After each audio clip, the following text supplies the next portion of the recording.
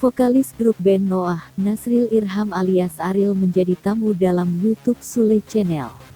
Dalam perbincangannya dengan Sule, banyak fakta menarik yang terungkap dari sosok Ariel Noah.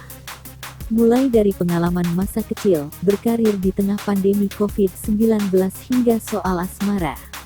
Ariel Noah menceritakan sepenggal kisah masa kecilnya kepada Sule.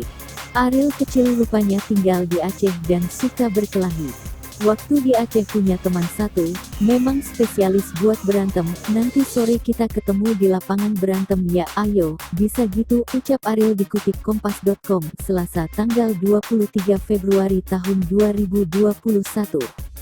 Hingga akhirnya Ariel pindah ke Bandung. Ariel pun mengaku pernah dikeroyok saat masih kecil. Jadi diajak berantem, kirain 1 lawan 1, ternyata pada datang berlima, 5 anak kecil, tahunya digulung, dikeroyok.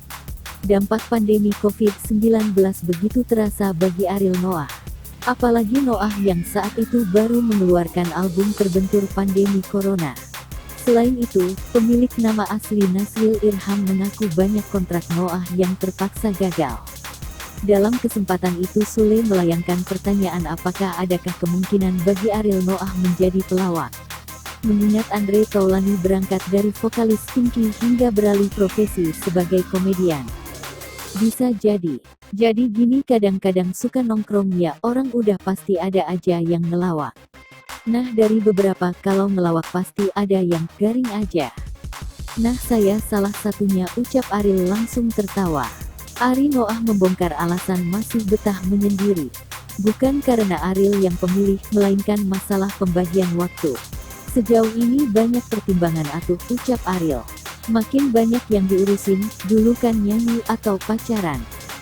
Sekarang ada urusan A, C jadi rada padat. Takutnya punya pasangan enggak fokus, ungkap Ariel.